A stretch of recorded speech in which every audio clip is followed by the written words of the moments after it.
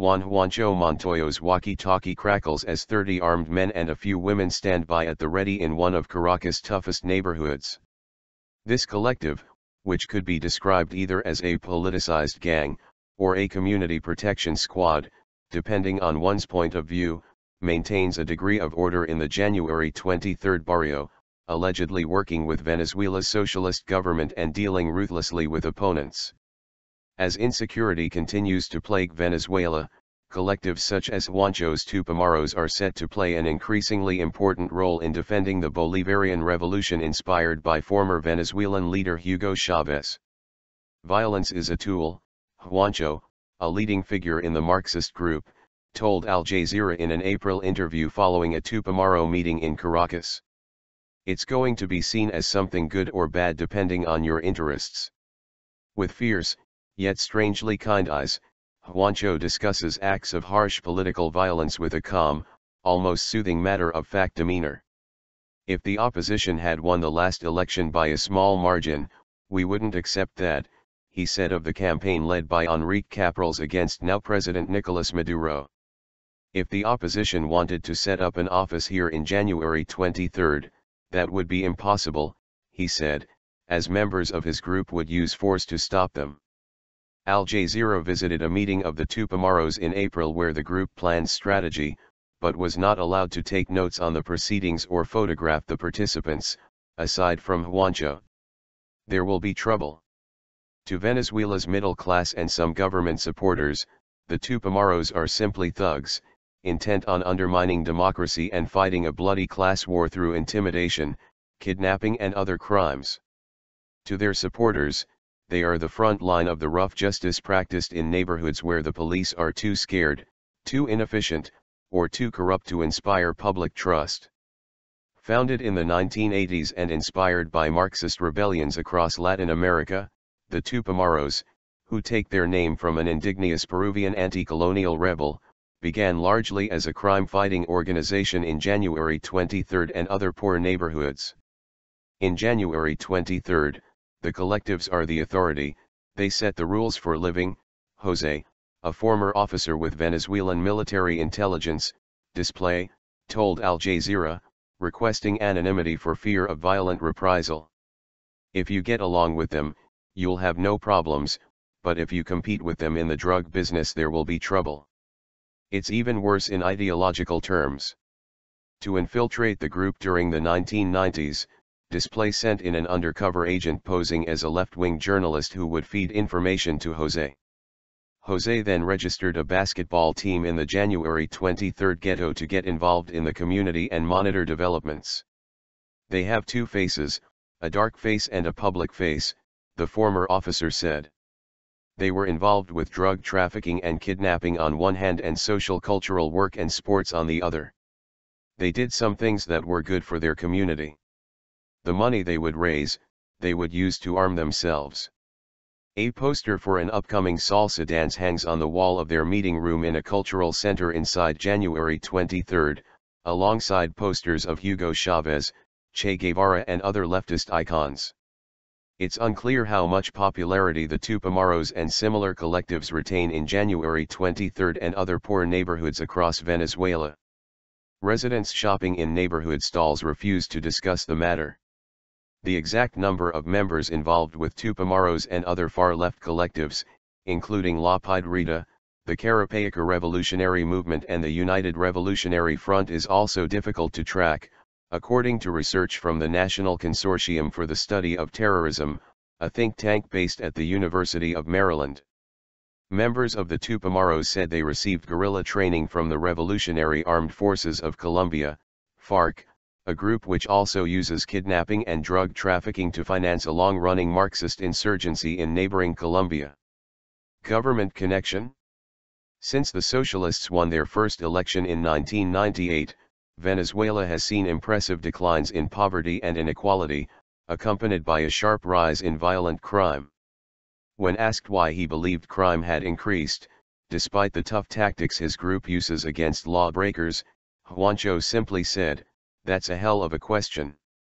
Many in Caracas believe the government is covertly backing criminals, through its alleged relationship with groups such as the Tupamaros, as a way of placating supporters and terrifying political opponents into acquiescence. When I was an active officer, the Tupamaros group were labeled as urban guerrillas and they were watched by the security services. Miguel, a hulking former officer with the Special Tactics Group, GTE, an elite branch of the security forces, told Al Jazeera on the condition of anonymity.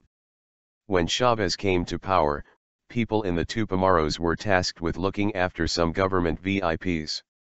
Now they receive direct support from the government. Willing to eschew election results if the ballots weren't in their favor, it isn't difficult to criticize the Tupamaros for being anti-democratic bullies. But, Juancho said, the political opposition has the same mentality, they are just less honest in expressing it.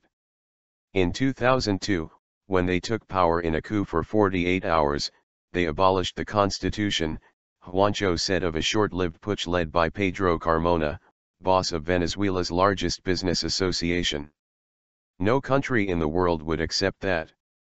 The coup attempt, lacking any pretense of democratic legitimacy, hardened divisions in an already polarized society and, according to some, further cemented the links between the socialist government and armed collectives. Juancho claims the coup attempt led the government to establish a direct line of communication to his group, controlled by the Office of National Assembly President Diosdado Cabello, a former military official and one of the most powerful men in Venezuela. The claims could not be independently verified and the Ministry of Defense did not respond to interview requests about its relationship with the Tupamaros. Ideological links. For Venezuela's government, groups such as the Tupamaros are a mixed blessing. They provide crucial grassroots organizing ability for demonstrations or elections, but they aren't always easy to manage. The government initially supplied the Tupamaros and similar groups with weapons, Miguel said, but now the whole thing is beyond the government's control. Since the election of Nicolas Maduro, a former bus driver with connections to the Cuban government, Venezuela's economic problems have worsened. Inflation is running above 27% this year, according to the International Monetary Fund, and shortages of basic goods, including toilet paper, seem to be increasing. Despite having the world's largest proven oil reserves, yields on dollar-denominated government bonds are above 10%, twice the average for emerging markets. Edmé Betancourt, the central bank president, has said the death of former President Chavez could be blamed for the disrupt of the economy. As other left-leaning governments in South America push for business opportunities and increased private investment, the Tupamaros still retain the old-school Marxism of the 1960s, and believe virtually all industries should be in the hands of the state. The older guys in the collectives were indoctrinated by the Shining Path, a Maoist group in Peru, Jose said. Now the ideological link is Bolivarian, named after Venezuelan liberation hero Simon Bolivar, but that's a bit contradictory, as Marxism and Bolivarianism are different.